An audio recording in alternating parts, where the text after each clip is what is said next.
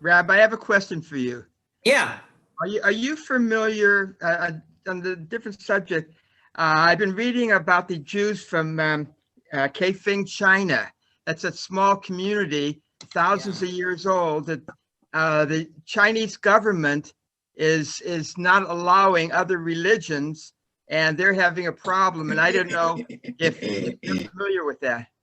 Yeah, I can speak just briefly. We didn't touch on the Kaifeng Jews so much when we looked at when we went to China, when we visited the synagogues in China.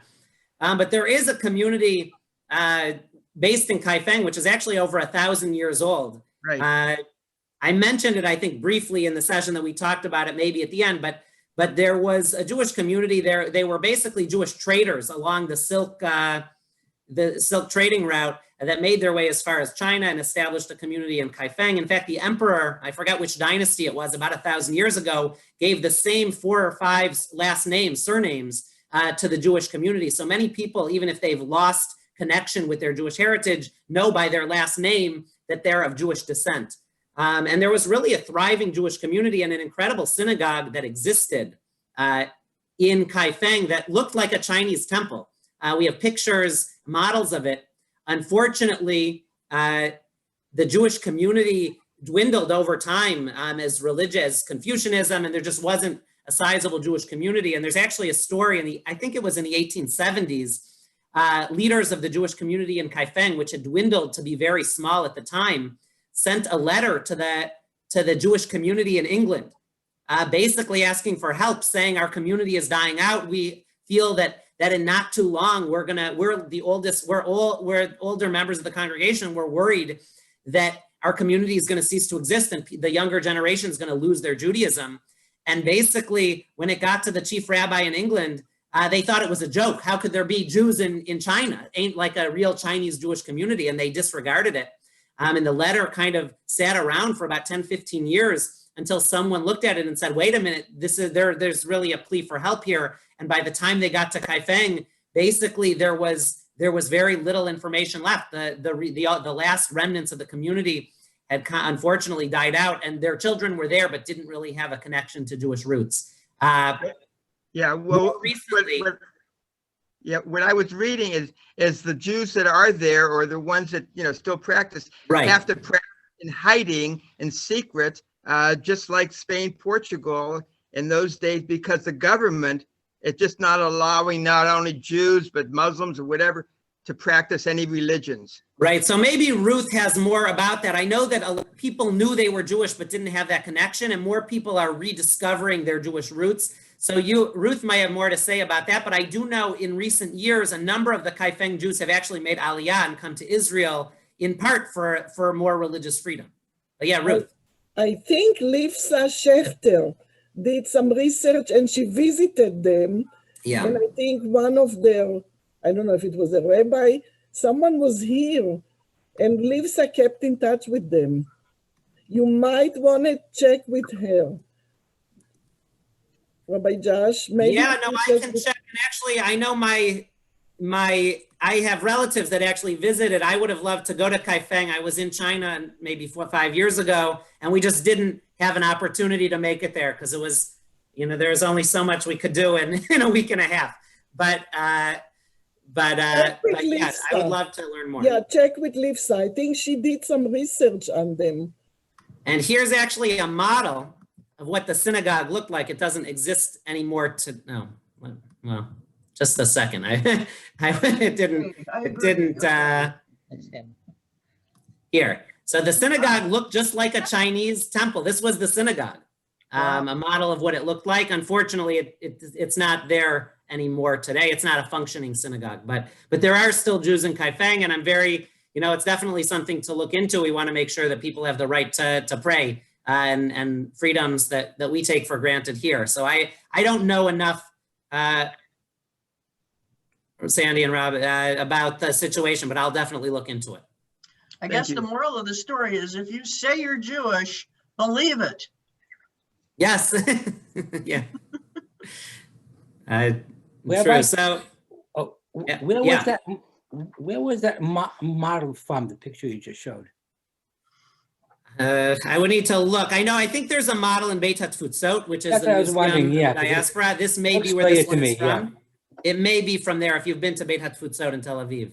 I Yeah, think that's where the model is. I worked there for a year and a half. That's why. Oh, so then, yeah. So that, I'm That's not why. positive. I just pulled this picture off Google, but I know that the model is there. So I'm assuming that's where it's at. That's what I thought. Thank you. So I apologize in advance also because while I was planned for last week, I haven't had a chance to look at this in a week too much.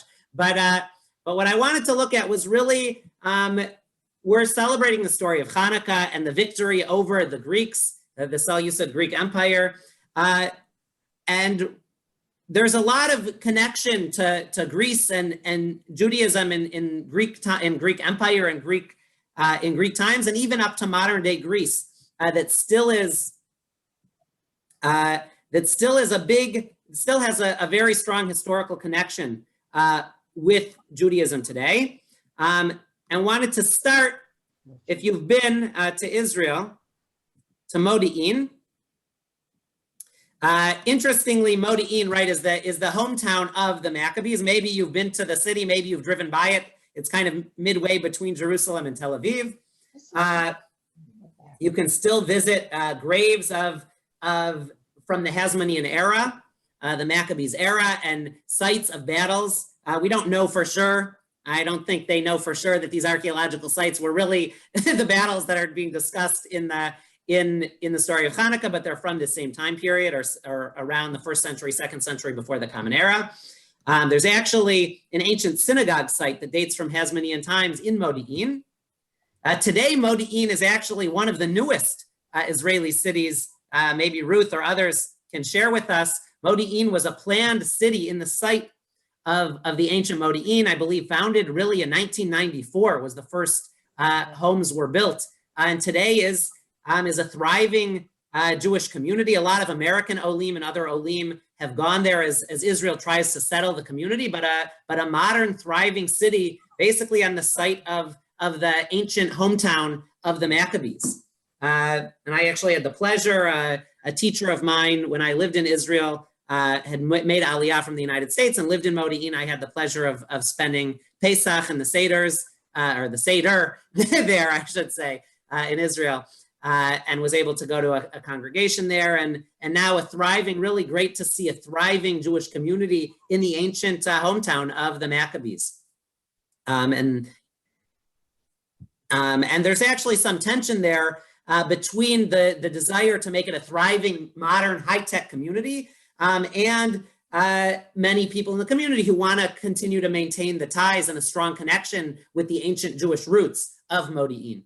But really situated kind of right in between Jerusalem and Tel Aviv, the ancient site, and now the modern site, the modern city of Modi'in. But as you can see, this is actually a map of the ancient Greek Empire and Roman Empire, and where there are synagogue sites that have been found. And as you can see, the blue dots are actually synagogues which are referred to in literature we have from the time. And the stars, where you see the stars, are the actual synagogue archaeological sites that are actually in existence from that time period. In fact, we saw, I think, on our very first session, the earliest synagogue ruins that have been found in the world are actually from Delos, which is an island, one of the Greek islands, and this site. Archaeological dig estimates it was built between 150 and 128 BCE, which is really during the Hasmonean dynasty, just after the Battle of the Maccabees. There were Jews, and we know from literature, Jews were already living throughout the Greek Empire, predating the story of the Maccabees, already as long as 2,500 years ago. Really the oldest diaspora Jewish community. They actually are known as the Romaniot Jews, is the rite. We often talk about Ashkenazi and Sephardi, but the oldest Jewish rite is actually the Romaniot Jews, who are Jewish communities that have actually existed for 2,500 years in ancient Greece, and also modern day Turkey and other places around Greece, but were part of the Greek Empire. Here's another synagogue we looked at just a couple weeks ago, the Sardis Synagogue in Turkey, not far from Izmir, which is a synagogue late 3rd century. So it was built in Roman times, but using the same Roman and Greek architecture. And there's synagogues from around archaeological sites that abound in this area. The oldest synagogue that still exists today, I mentioned that Jews have lived in Greece for over 2,500 or about 2,500 years. This is Kahal Kadosh Shalom in Rhodes, and I'll open in just a minute if anyone's been to this synagogue. I had the opportunity to travel to Rhodes from when I lived in Israel, really just an hour and a half flight, probably, maybe less, to visit Rhodes. And right in the old city, in the walled city of Rhodes, you can find Kahal Kadosh Shalom. You can see the floor is this black and white stone, which is all over the old city of Rhodes. And we'll take a look inside the synagogue. And I'll share a little more. We stop at this is the synagogue. Today I'll move slowly around. And this synagogue, today, there's not very many Jews that live in Rhodes. I think numbers about 50 Jews left on the island of Rhodes or in the city of Rhodes. This is mostly a historic site and basically a tourist site where people come. But there is still a small Jewish community. Rhodes and many of the Greek islands were homes to ancient Jewish communities that were of the Romaniote rite. Romaniotes rite. There also was an influx of Sephardi Jews that came, and we'll look at some of the other synagogues. The Sephardi influence when Jews were expelled from Spain. Greece was among the places which was very welcoming to the Sephardic Jews that were being exiled, and so many came. And so we often will see in some of the communities that the old synagogue was the Romaniote synagogue, and the new synagogue circa 1570, right, which is the oldest, but was the new synagogue, or the era of new synagogues at the time, were from many of these Sephardic Jews that were coming in an influx into Greece, and a few other places. Amsterdam, Istanbul were two other cities that took many of the Sephardi Jews. Of course, some of the earliest Jews in the Americas also came from Amsterdam or other places which were Jews that were expelled from Spain or Portugal, which is why we have many Spanish-Portuguese synagogues in New York and Amsterdam and other places. So this is the synagogue, and I'll just show you the outside, the exterior. This is what the street looks like in ancient Rhodes, and here.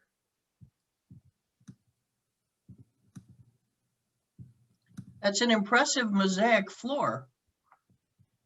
In the synagogue, or the what? Yeah. Just the street. Yeah. No, the synagogue has a very impressive mosaic floor with stones, and really is very similar to what many of the ancient structures in Rhodes. It follows a similar model. So I don't know. I'll stop the share here for a minute. If there's anyone who's been to Rhodes, I don't know if anyone's been to this synagogue or has had impressions. Okay, so a place to travel to.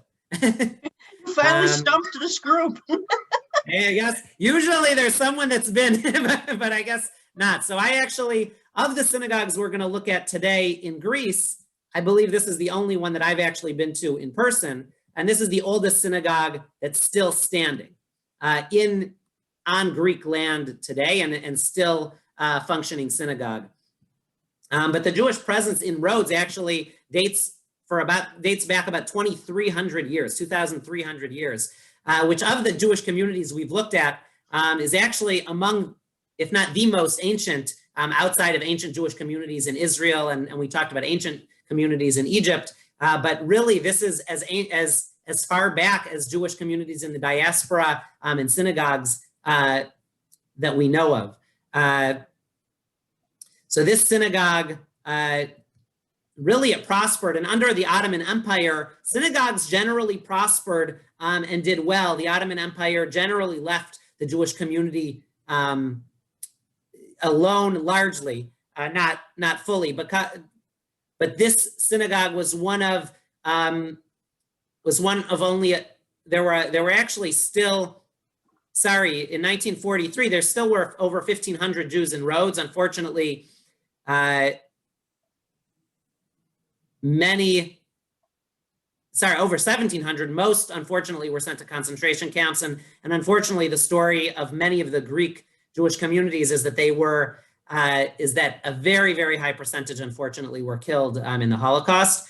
But this synagogue was the only one that survived bombing during World War II and is used during the summer still today as an active synagogue, but is open year round for visiting if you happen to travel to the Greek islands and to Rhodes.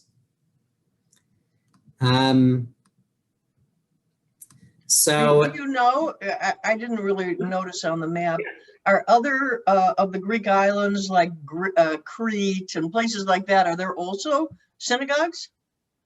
So yes, on many Greek islands, and I think on 6 Greek islands still have synagogues of the Romaniot rite. I don't have all the picture, the rite of the Romaniots, which is kind of their is a different liturgy.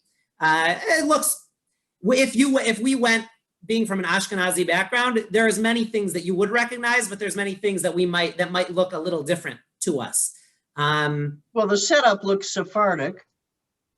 The setup of this synagogue and the setup of many Romaniot synagogues will look Sephardic because there was an intermingling of the communities also in the 1500s. So many of the synagogues might have a similar look to what we're familiar with. Here's another Greek island, though, is it Chalkis or synagogue, and this is near Lynn, writes Corfu.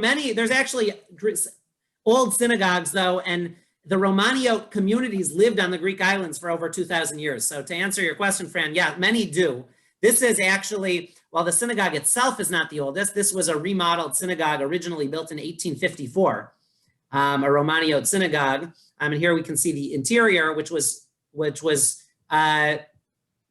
redone about 25 years ago, I believe, or maybe more recently even. I need to look at the exact date. But this community is notable for being, as far as the literature and ancient documents that we have, the oldest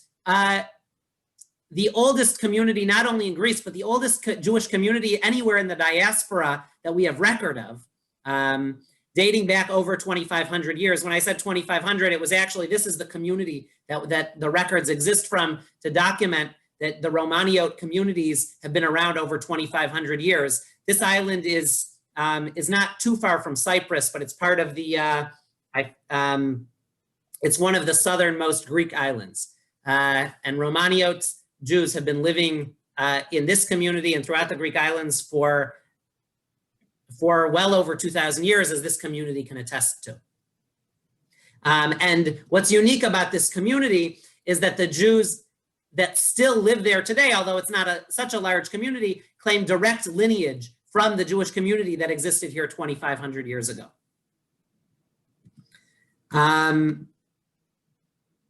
Another community, Kehila Kedosha Yashan, the community in Yanina. And in fact, we'll look at this community. We'll look at the synagogue there. This is another community where numbers have dwindled, but this was a thriving Jewish community, the community of Yanina. We'll look at the synagogue itself in just a minute.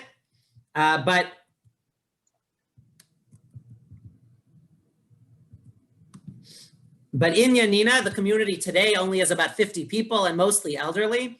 And this synagogue is primarily open or primarily used for services only on the high holidays, but can be visited on request. What's unique is that this community, although most people don't live in Yanina today, and we'll look at synagogues and where the Yanina community, there's a Yanina synagogue called the Yanina Synagogue in Tel Aviv, as well as there's a small number in Turkey, as well as a synagogue, the Kehila Kedosha Yanina in New York, which we'll look at in a little while, is the only Romaniot synagogue in the Western Hemisphere that's in New York City.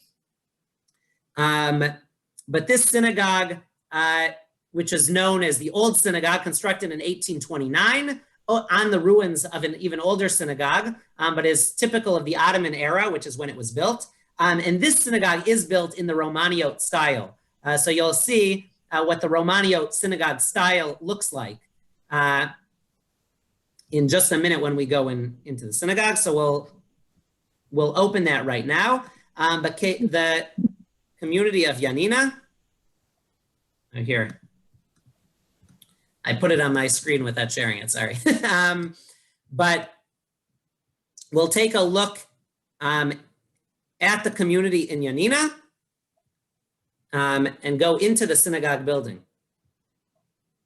So there's a picture, but we'll look, I don't know if we have the 360, so we'll look at a picture inside. You can see the benches laid out, side facing one another with the ark in front, if you can see the picture. We'll look at a few other pictures just to get a sense of what it looks like. And it's inside the wall. Here's the ark at the front.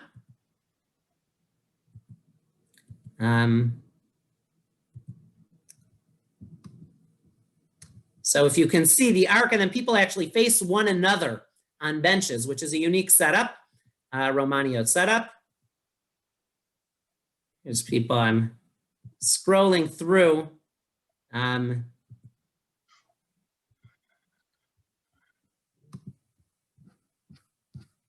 The pictures, just a second. But this is architecture that is that shows us what the Romaniote synagogue looks like. And I wanted to jump to this picture here. We see on the backside, you kind of see a bima here as well. It's the entrance to the synagogue. I'm going to go back here to get a sense though, and you see the large aisle in the middle, if you can look at the picture here, and on the opposite side of that is actually where the Torah is read from, and where the praying the tefillah leader is. So a little different setup, but a beautiful synagogue still there in Yanina, refurbished but originally built in 1854, but on the site of a much more of ancient synagogues that were built much longer ago in the city of Yanina, and has created a diaspora of Yanina Jews, as we just mentioned, which we'll get back to in a minute. So any questions before we jump to the next synagogue here on the Yanina community or synagogue style? Yeah, Ruth. Where is I have that? a question about the Romaniyot. Yes. It Roma? What's the meaning of that? What's the source? What's the Romaniyot? What's the source of the name Romaniote? Yeah. So let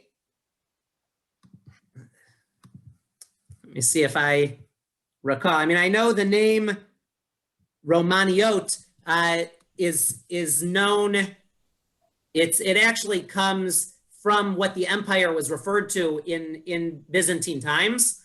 The Greek Empire was referred to as Romania.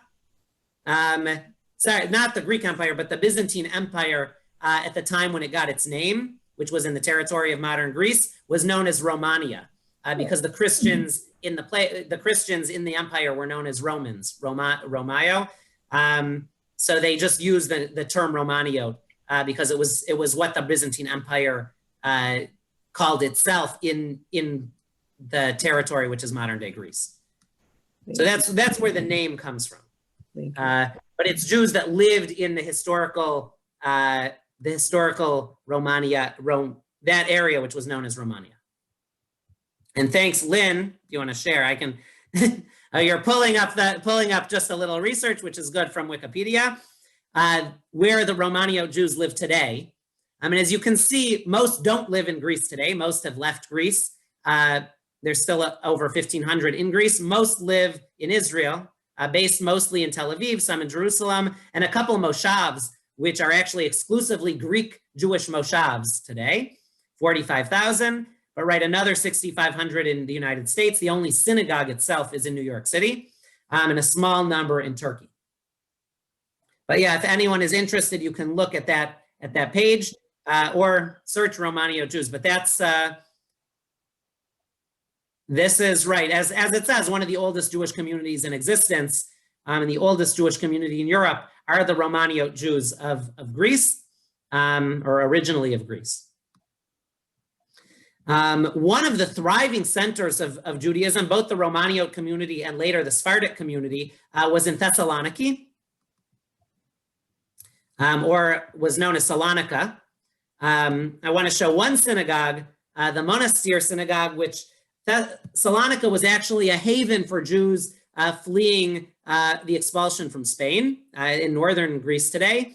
This one synagogue was Jews coming from Monastery, which is, I think today, Croatia or Serbia, and built a beautiful synagogue, the Monastery Synagogue, built in the early 20th century. And we can look inside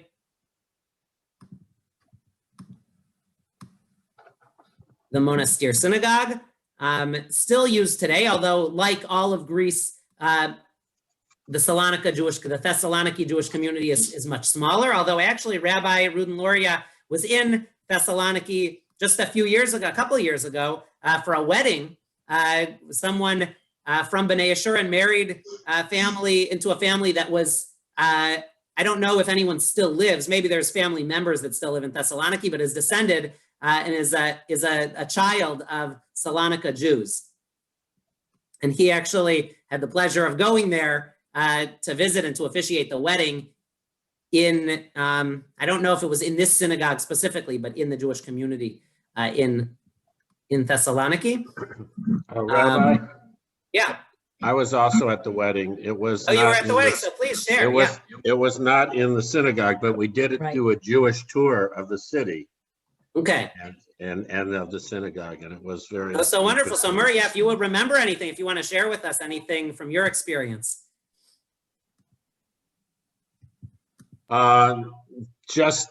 No, nothing other than that you saw. But the wedding was not here. It was at some fancy place. Okay, it was a wedding event hall or venue. Murray, wasn't that the site of one of the major Jewish slaughters during by the Nazis during World War II? I don't recall. I know it was the city of Alexander the Great. Oh, yes, yeah, no, and Murray, and Fran, you're correct though. Unfortunately, Salonika was the site of a mass extermination, and the large majority of Jews in Salonika, unfortunately, were killed that were living there at the time were killed in the Holocaust. Sadly, that's a part of the Salonika history. And it's nice to see today that that synagogues have been remodeled, and there's a museum of the community, and you can visit today, even though the numbers of Jews living there today are very small. You can still visit. This is the exterior of the Monastery Synagogue, kind of the most prominent synagogue today, built, I want to say 1914. Someone may be able to look it up, but one of the most prominent synagogues today in the city. One other thing, my wife just showed me, the Pfizer CEO is a Jew from Salonika. Oh, very good. I wasn't aware. That's right. Good. But there is a Jewish community of Jews from Saloniki in Israel. Yes. They came before the war and they were working in the ports. They were shoremen. They were beautiful community, the Saloniki Jews, yeah. Good, no, and thank you for sharing. Right, there's still Saloniki and other Greek communities, but the Saloniki community was maybe the largest that came to Israel, and still live right in large numbers in Tel Aviv and in other areas. Tel Aviv is the largest. And Haifa because of the port. Haifa as well, yeah. Good, no, and I want to actually jump back historically. Salonika was the home to a major Jewish event in the year.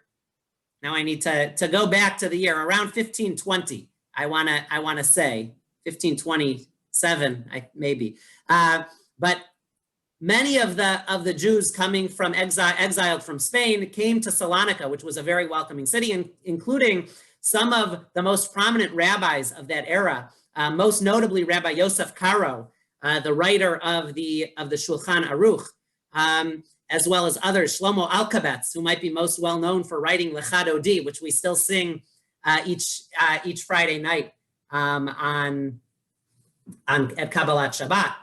And they met together with other Jewish leaders to start a practice which, to the best of our knowledge, is the very first time it ever was done.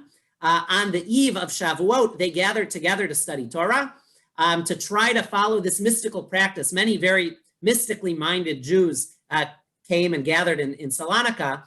And as the story goes, they gathered for what would become known as the very first ever Tikkun Leil Shavuot, the very first ever all-night Torah study session, where, according to the tradition, at one point late into the night after studying Torah, the voice of the Mishnah arose from Yosef Karo.